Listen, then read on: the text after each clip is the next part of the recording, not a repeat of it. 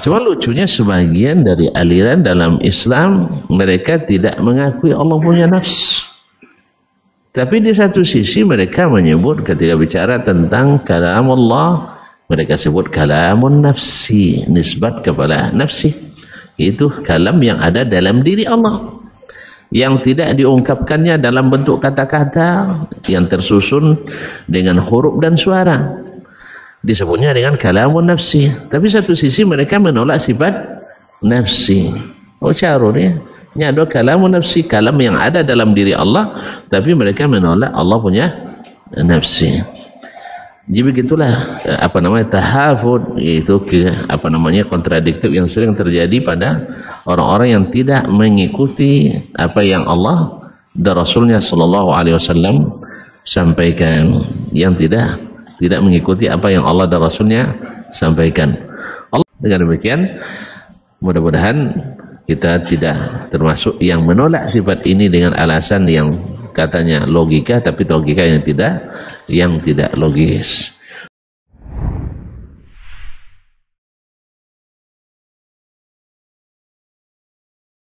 Allah mengingatkan kalian wahai orang beriman dari dirinya, jangan sampai kalian melaksanakan maksiat kepadanya atau memberikan wala dengan mencintai musuh-musuhnya. Fa inna ilallahi marji'akum, karena kembali kalian pasti kepada Allah. Fattaquhu wahzaru ayyanalakum miqabuhu, maka bertakwalah kepadanya dan hati-hati jangan sampai azab siksanya menimpa kalian. Fa innahu syadidul iqab, karena Allah itu adalah maha dahsyat iqabnya.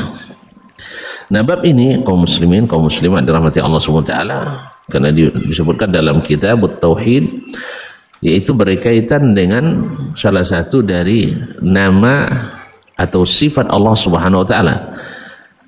Seperti kata Ibnu Khuzaimah rahimahullah dalam kitab Tauhid, awwalu ma nabda'u bihi min zikri sifati khaliqina zikru nafsihi jalla rabbuna an takuna nafsuhu ka nafsi khalqihi wa azza an yakuna adaman la nafsalah.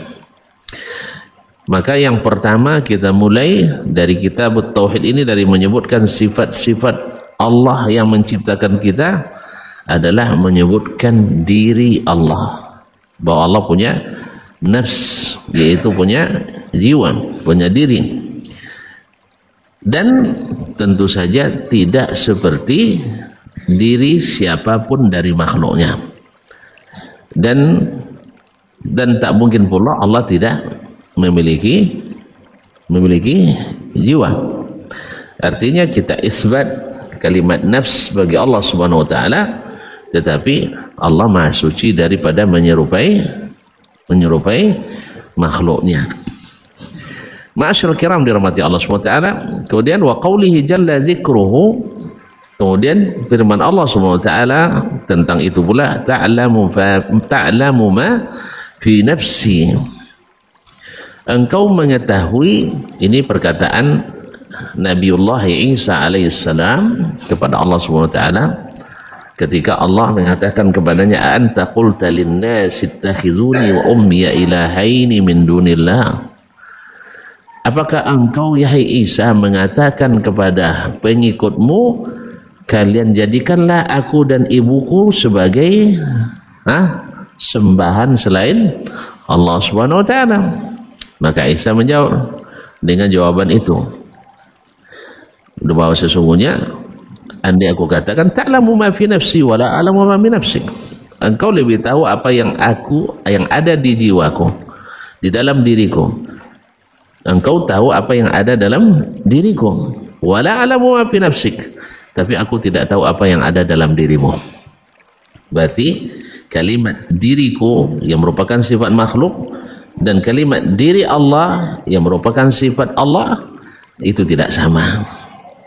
Ini juga ajarkan kepada kita kaum muslim dan muslimat yang dirahmati Allah Subhanahu wa taala, bahwa Allah Subhanahu wa taala walaupun punya sifat yang namanya sama dengan sifat makhluk, tetapi hakikatnya tidak sama. Laisa kamitslihi syai'un wa huwas samiul basir. Tidak ada satupun yang serupa dengannya, tapi Allah maha melihat, maha mendengar dan maha melihat. Jadi sebagaimana Allah mendengar tetapi tidak sama dengan mendengarnya makhluk, sebagaimana Allah melihat tidak sama dengan melihatnya makhluk, demikian pula Allah memiliki diri tidak seperti dirinya makhluk. Jadi kadang-kadang orang mengatakan kalau kita katakan ini nanti kita menyerupakan dengan makhluk. Tidak mungkin Allah menyuruh kita menyerupakan dirinya dengan makhluk. Oleh sebab itu kaum muslimin dan muslimat, maka dia biarkan nabinya alaihi salatu wassalam, yaitu Nabi Isa alaihi salam, mengatakan ta'lamu ma fi nafsi wa la a'lamu ma fi nafsi.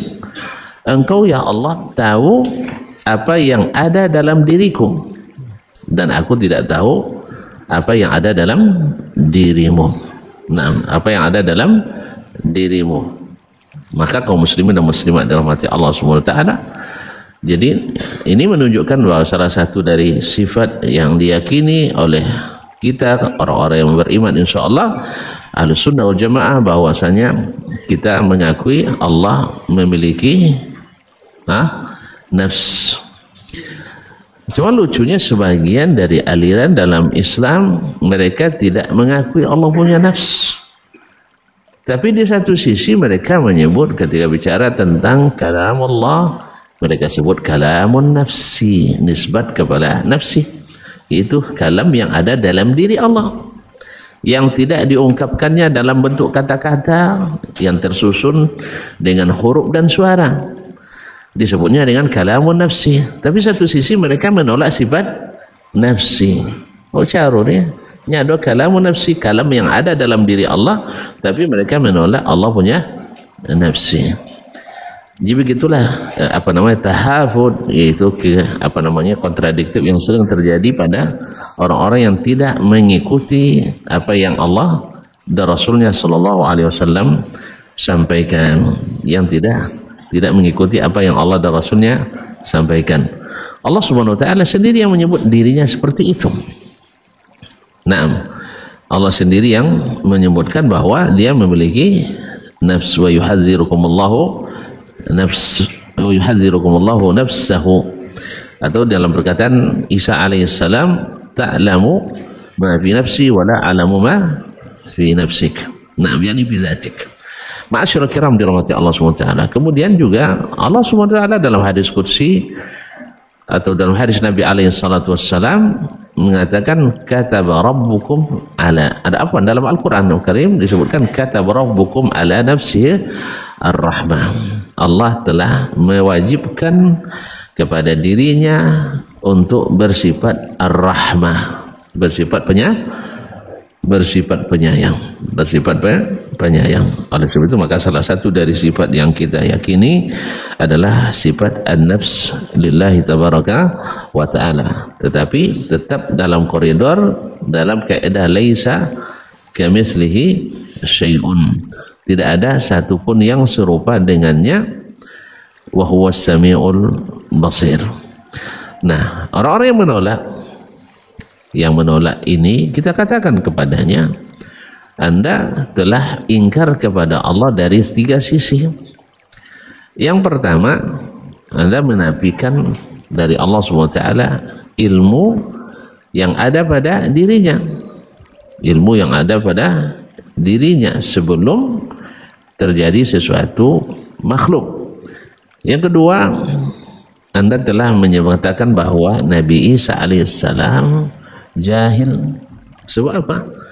Karena Allah tidak punya nafsi, tapi dia bilang Allah punya nafs.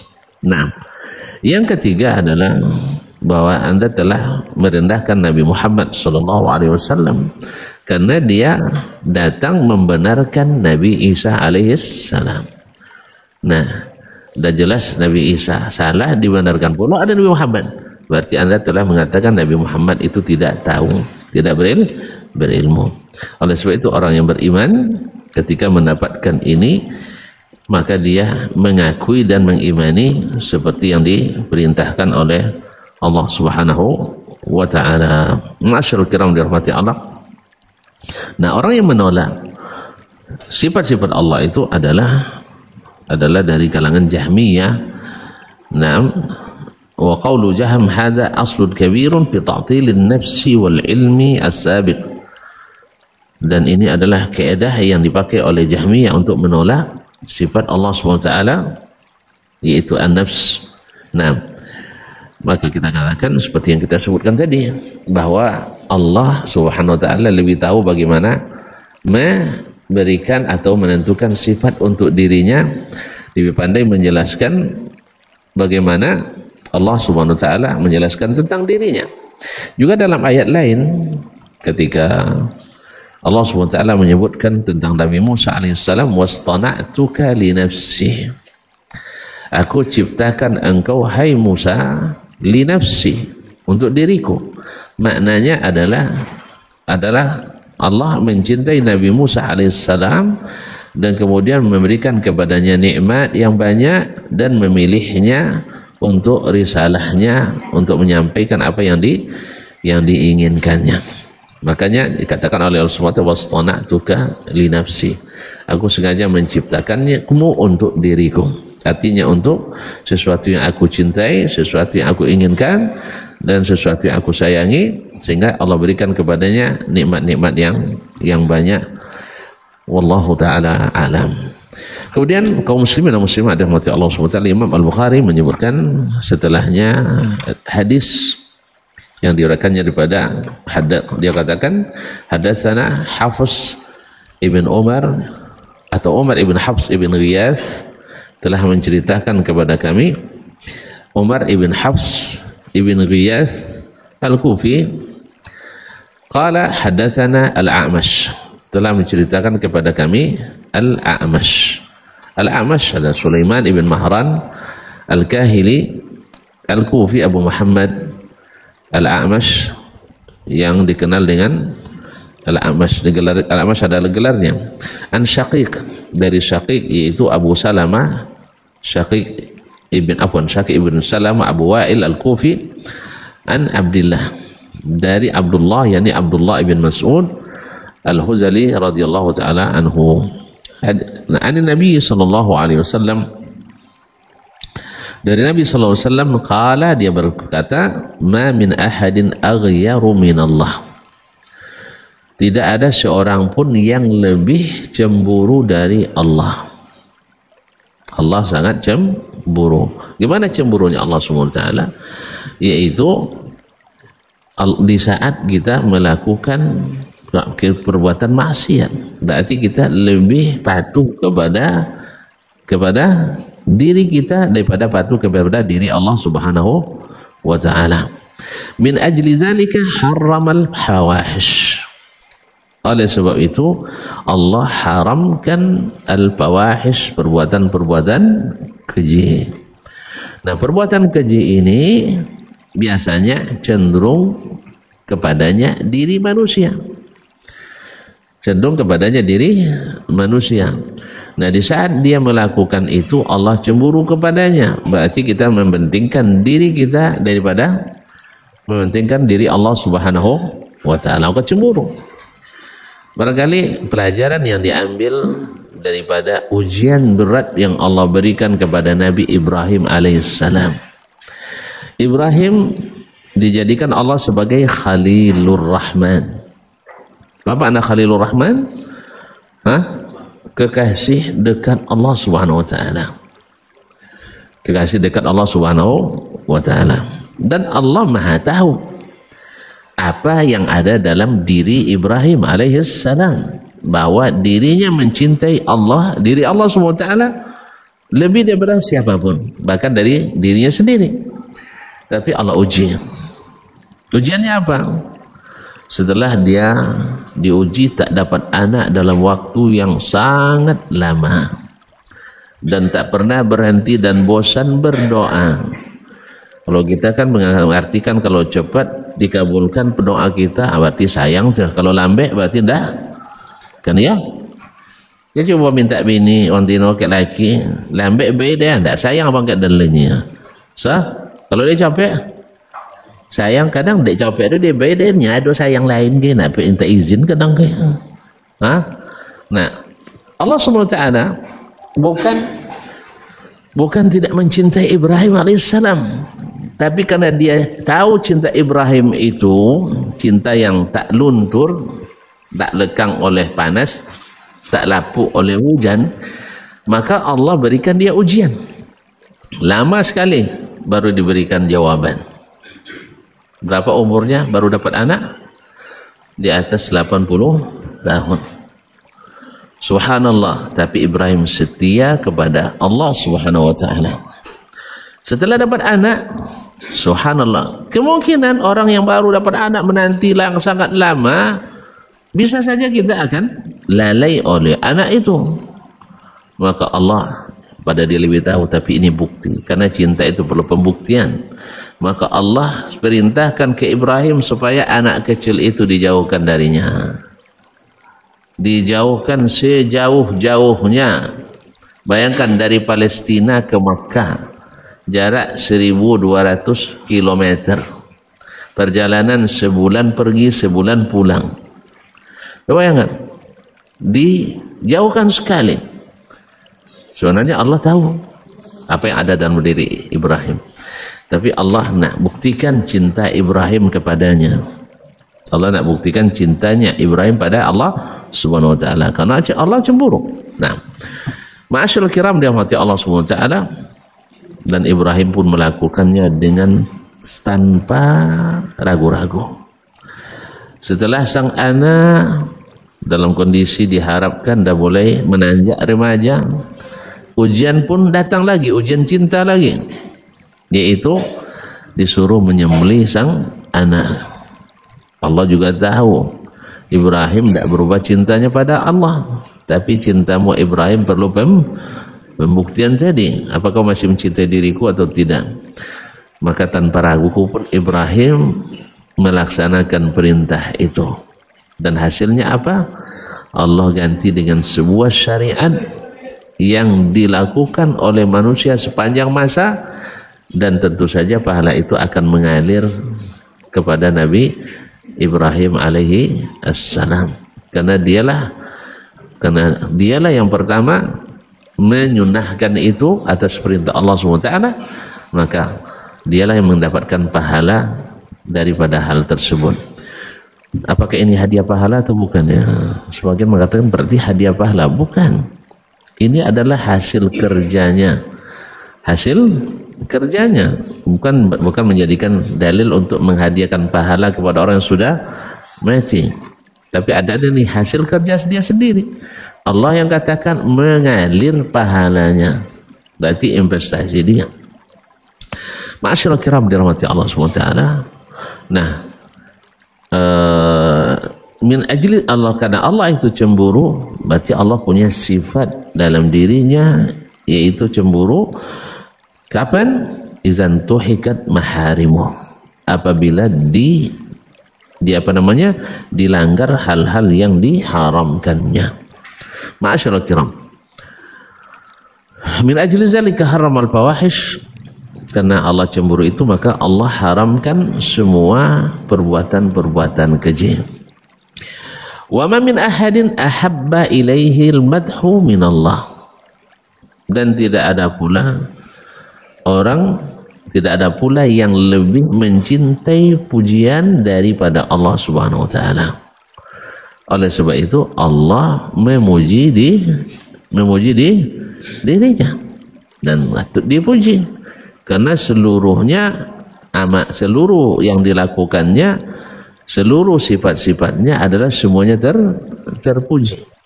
Maka Allah Subhanahu wa taala juga tidak suka kalau pujian untuk dirinya diberikan pada selainnya.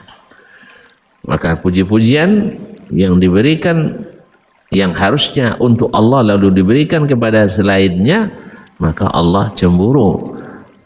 Makanya Allah cemburu. Maka munasabah hadis ini bahwa Allah salah satu sifat yang berkaitan dengan zatnya dan dirinya Allah SWT adalah sifat cemburu. Makanya dan juga Allah punya sifat yang suka dipuji. Jadi diri Allah itu suka dipuji. Maka Allah memuji dirinya sendiri. Walizalika madaha nafsahu. Oleh sebab itu Allah memuji dirinya. Ya, dan salah satu daripada rukun Islam yang rukun salat, rukun ibadah yang dilaksanakan setiap hari adalah diwajibkannya membaca Al-Fatihah. Al-Fatihah dimulai dengan pujian kepada Allah Subhanahu wa taala. Bunyi apa? Azan?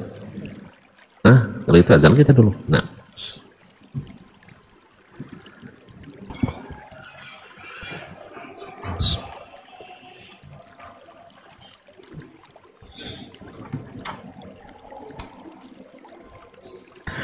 Kaum muslimin dan muslimat yang dirahmati Allah SWT, jadi Allah sangat tidak ada yang lebih suka dipuji melebihi Allah Subhanahu wa taala, karena dia layak dipuji, karena dia yang memiliki kesempurnaan mutlak.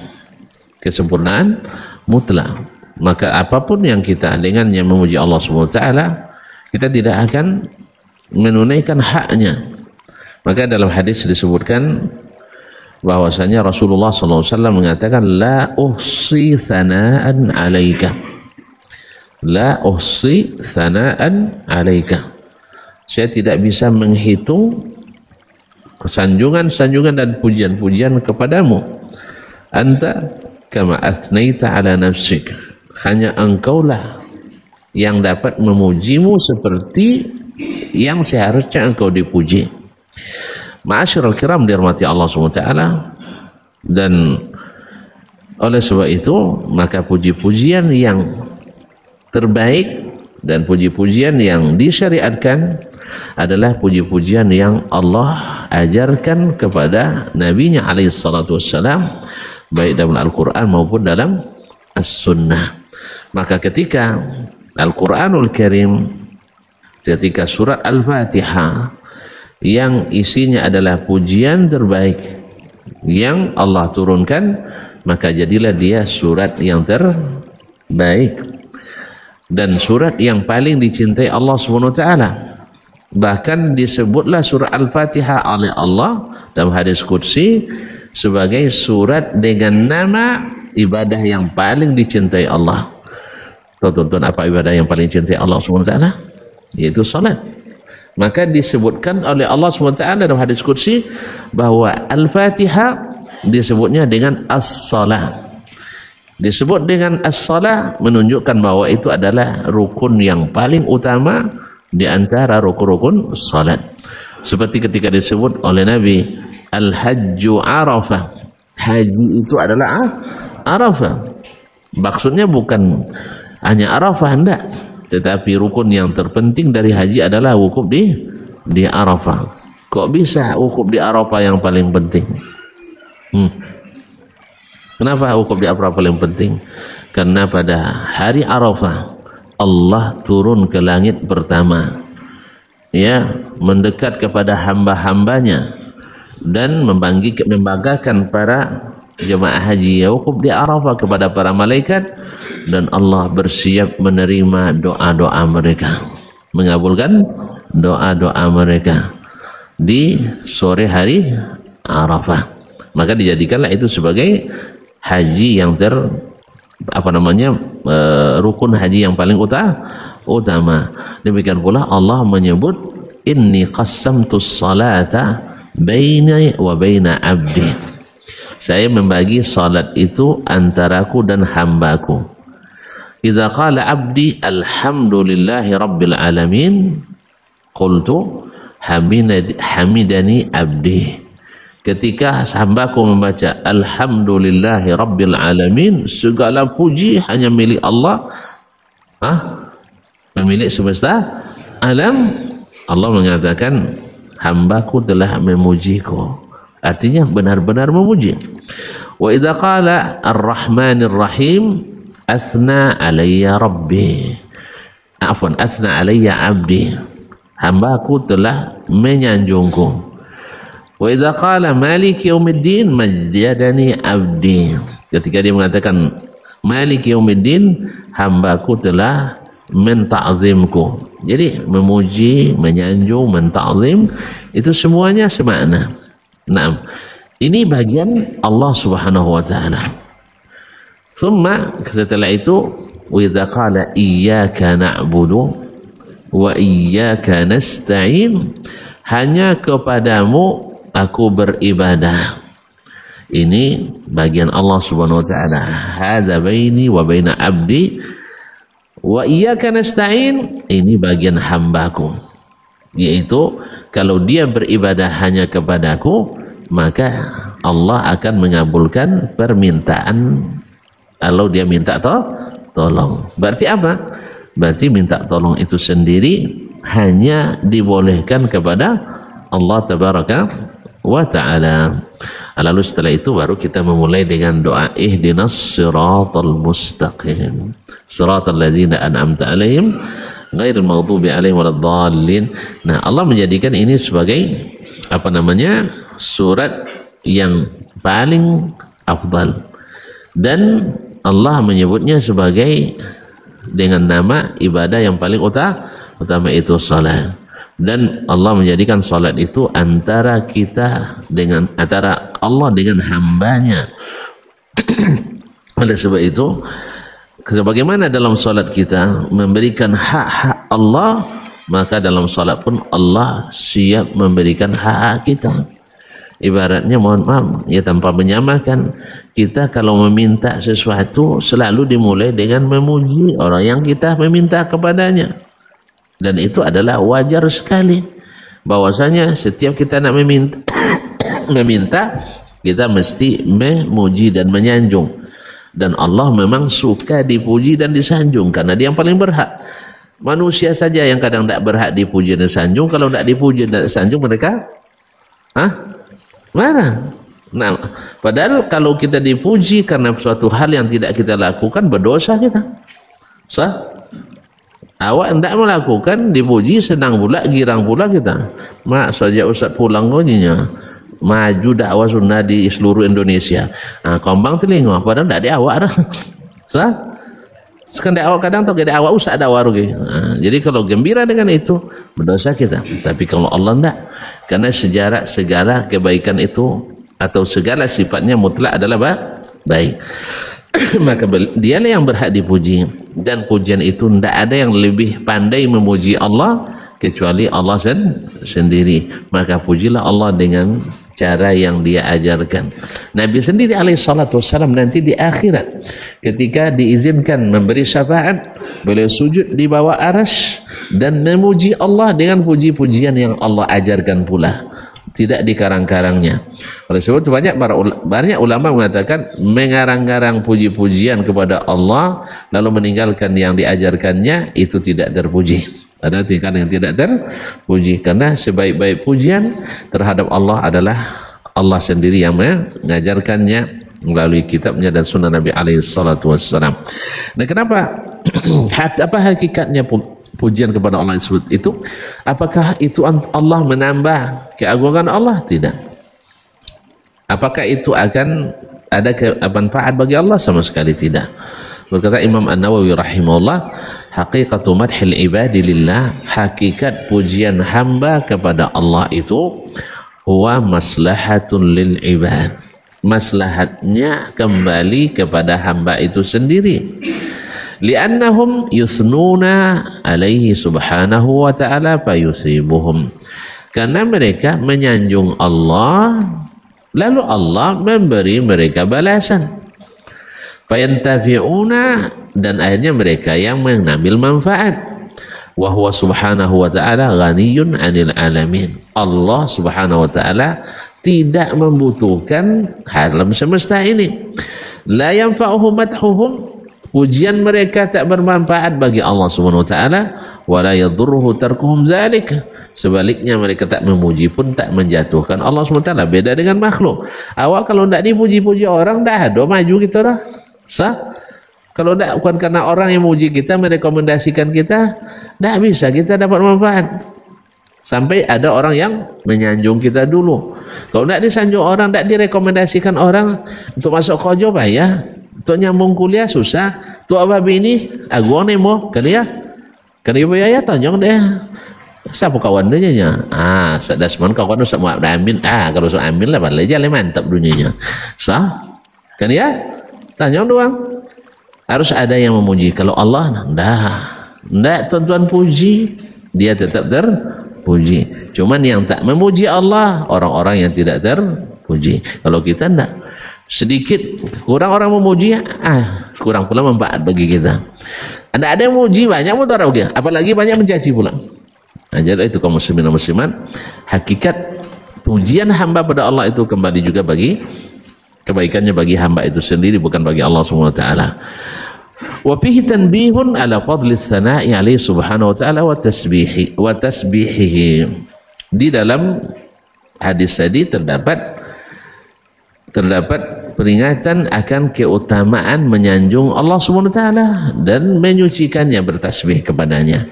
Wa tahlilihi, dan bertahlil kepadanya, wa tahmidihi, dan bertahmid kepadanya, wa takbirihi, dan bertakbir, wa sairil azkar, dan seluruh zikir-zikir yang disyariatkan. Ma'asyil kiram dirahmati Allah SWT. Assalamualaikum warahmatullahi wabarakatuh. Sampai jumpa kembali di World Islam Channel.